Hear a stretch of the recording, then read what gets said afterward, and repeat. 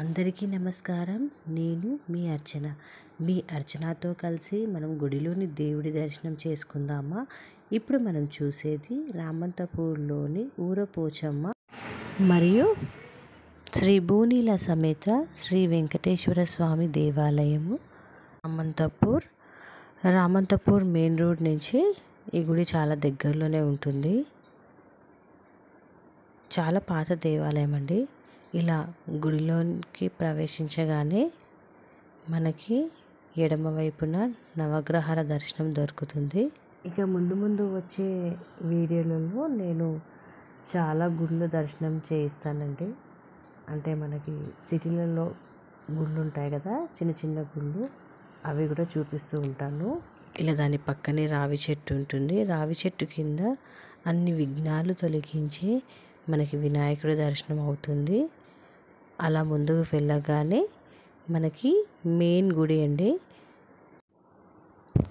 పోచమ్మ తల్లి దర్శనం అవుతుంది.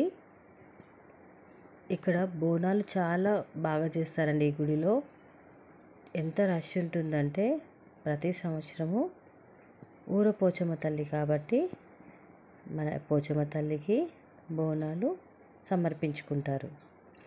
అలా పక్కనే మనకి నాగదేవతల దర్శనం అవుతుంది. అలా వెనకాల మనకు శివయ్య దర్శనం అవుతుంది. ఓం నమ శివాయ, శంభో శంకర, హర హర మహాదేవ.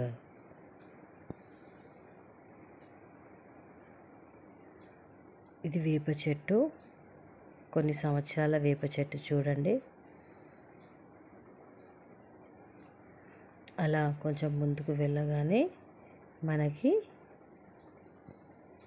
సీత రామ హనుమంత, రామ సీత హనుమంత, హనుమంతుని దర్శనం అవుతుంది. కార్తీక మాసం కదా, ఏదో డెకరేషన్ చేశారు చూడండి. అలా కొంచెం ముందుకు రాగానే కుడి వైపున మనకి వెంకటేశ్వర స్వామి గుడి ఉంటుంది.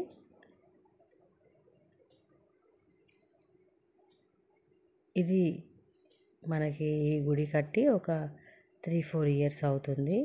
ముందు పోచమ్మ తల్లి దేవాలయం మాత్రమే ఉండేది. ఇక మనం వెంకటేశ్వర స్వామి దర్శనం చేసుకుందాం రండి. గోవింద గోవింద. గుడి బ్యాక్ సైడ్ చూడండి, మన శివయ్య హిమాలయాలో ఎంత ప్రశాంతంగా కూర్చున్నాడు కదా.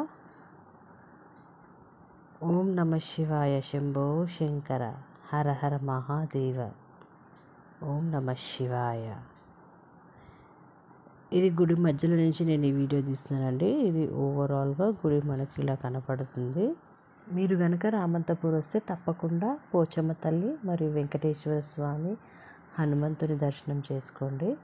ఈ వీడియోని లైక్ చేయండి, షేర్ చేయండి, కామెంట్ చేయండి. మరిన్ని వీడియోల కోసం నా ఛానల్ని సబ్స్క్రైబ్ చేసుకోండి. మనందరికీ ఆ దేవుడి ఆశీస్సులు ఎల్లప్పుడూ ఉండాలని కోరుకుంటూ ఇక నాతో పాటు చెప్పండి, జై శ్రీరామ్, శ్రీ మాత్రే నమః.